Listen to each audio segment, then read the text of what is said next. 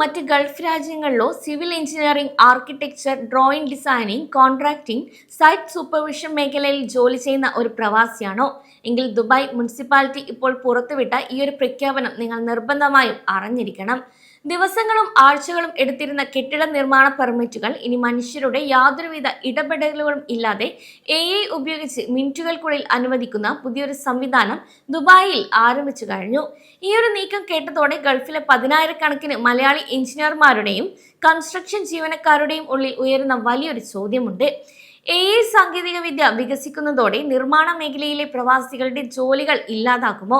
കെട്ടിട നിർമ്മാണ രംഗത്ത് ജോലി ചെയ്യുന്ന പ്രവാസികൾ ഏതൊക്കെ മാറ്റങ്ങൾക്കാണ് തയ്യാറെടുക്കേണ്ടത്? ഈ ഒരു പ്രധാനപ്പെട്ട കാര്യങ്ങൾ ഇനി എന്തൊക്കെയാണെന്ന് ഈ ഒരു വീഡിയോയിലൂടെ നോക്കാം.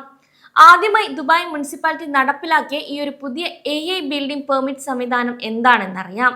ദുബായ് സാമ്പത്തിക അജണ്ട D33, വേഗത്തിലുള്ള AI സേവന ലഭ്യത എന്നിവ മുൻനിർത്തിയാണ് മുനിസിപ്പാലിറ്റി ഈ ഒരു സംവിധാനം കൊണ്ടുവന്നത്. സ്വകാര്യ വില്ലകൾക്കും ഇൻവെസ്റ്റ്മെന്റ് വില്ലകൾക്കുമാണ് ആദ്യഘട്ടത്തിൽ ഈ ഒരു സൗകര്യം ലഭിക്കുക. എഞ്ചിനീയറിംഗ് കൺസൾട്ടൻസികൾ സമർപ്പിക്കുന്ന 2D 3D ഡ്രോയിങ്ങുകളും ഡിസൈനുകളും ഒരു AI ഏജന്റ് തത്സമയം വായിച്ചെടുക്കും. തുടർന്ന് ദുബായ് ബിൽഡിംഗ് കോഡ് മാനദണ്ഡങ്ങൾ, സ്ട്രക്ചറൽ സുരക്ഷിതത്വം, മെക്കാനിക്കൽ, ഇലക്ട്രിക്കൽ, പ്ലംബിംഗ് അടങ്ങുന്ന MEP സിസ്റ്റങ്ങൾ, പ്ലോട്ട് അതിരുകൾ എന്നിവ കൃത്യമാണോ എന്ന് സിസ്റ്റം നിമിഷങ്ങൾക്കുള്ളിൽ തന്നെ തനിയെ ക്രോസ് ചെക്ക് ചെയ്യും. എല്ലാം ശരിയാണെങ്കിൽ മിനിറ്റുകൾക്കുള്ളിൽ ബിൽഡിംഗ് പെർമിറ്റും കാർഡും ഓട്ടോമാറ്റിക്കായി അനുവദിക്കുകയും ചെയ്യും. ഇനി നമുക്ക് ഏറ്റവും നിർണായകമായ ആ ഒരു ചോദ്യത്തിലേക്ക് വരാം. നിർമ്മാണ മേഖലയിൽ AI കടന്നു വരുമ്പോൾ പ്രവാസി എഞ്ചിനീയർമാർക്കും മറ്റു തൊഴിലാളികൾക്കും ജോലി നഷ്ടപ്പെടുമോ എന്നത്. ഇതിന് ഒറ്റ വാക്കിലുള്ള ഉത്തരം AI കാരണം കൺസ്ട്രക്ഷൻ മേഖലയിലെ ജോലികൾ പൂർണ്ണമായി ഇല്ലാതാകില്ല എന്നാണ്. എന്നാൽ ജോലിയുടെ സ്വഭാവം തികച്ചും മാറിമറിയും. നിർമ്മാണ മേഖലയിൽ ഓരോ തസ്തികയും ഇത് എങ്ങനെ ബാധിക്കുമെന്ന് ഇനി നോക്കാം. ഒന്നാമതായി സിവിൽ എഞ്ചിനീയർമാർക്കും സ്ട്രക്ചറൽ കൺസൾട്ടന്റുമാർക്കും കെട്ടിട രൂപകൽപ്പനയിൽ AI സാങ്കേതിക വിദ്യ എത്രത്തോളം മുന്നേറിയാലും സാങ്കേതികവും നിയമപരവുമായ അന്തിമ അംഗീകാരം നൽകാൻ ഒരു മനുഷ്യനായ ലൈസൻസ്ഡ് സിവിൽ എഞ്ചിനീയർ നിർബന്ധമായും ആവശ്യമാണ്. കെട്ടിടത്തിൽ സ്ട്രക്ചറൽ സുരക്ഷിതത്തിന്റെ പൂർണ്ണമായ ഉത്തരവാദിത്തം, നിയമപരമായ ബാധ്യതയും AIക്ക് ഏറ്റെടുക്കാൻ ഒരിക്കലും സാധിക്കില്ല. കൂടാതെ സങ്കീർണമായ പ്ലാനിംഗ്, സൈറ്റ് മാനേജ്മെന്റ്, ക്ലയന്റുകളുമായുള്ള ചർച്ചകൾ എന്നിവ AIക്ക് ചെയ്യാനും കഴിയില്ല. എന്നാൽ പരമ്പരാഗത രീതിയിൽ മാത്രം ഡ്രോയിങ്ങുകൾ ഉണ്ടാക്കുന്ന എഞ്ചിനീയർമാരെക്കാൾ AI ടൂളുകളും BIM മോഡലും ഉപയോഗിച്ച് വേഗത്തിൽ ജോലി ചെയ്യുന്ന എഞ്ചിനീയർമാർക്ക് മാത്രമേ വിപണിയിൽ ഇനി മുൻഗണന ലഭിക്കുകയുള്ളൂ. രണ്ടാമതായി CAD ഡ്രാഫ്റ്റ്സ്മാൻമാരും ക്വാണ്ടിറ്റി സർവേവരും അതായത് QSഉം ഈ ഒരു മേഖലയിലാണ് ഏറ്റവും വലിയ മാറ്റങ്ങൾ ഉണ്ടാകാൻ പോകുന്നത്. കമ്പ്യൂട്ടറിൽ മണിക്കൂറുകളെടുത്ത് മാനുവലായി ഡ്രോയിങ്ങുകൾ വരയ്ക്കുന്ന ഡ്രാഫ്റ്റ്സ്മാൻമാരുടെയും മെറ്റീരിയൽ അളവുകൾ സ്വയം കണക്കാക്കുന്ന ക്വാണ്ടിറ്റി സർവേയർമാരുടെയും സാധാരണ ജോലികൾ AI ടൂളുകൾ നിമിഷങ്ങൾക്കുള്ളിൽ തന്നെ ചെയ്തു തീർക്കും. അതിനാൽ സാധാരണ ഡ്രോയിങ് തയ്യാറാക്കുന്ന ജോലി മാത്രം ചെയ്യുന്നവർ അവരുടെ സാങ്കേതിക അറിവ് ഉയർത്തേണ്ടതുണ്ട്.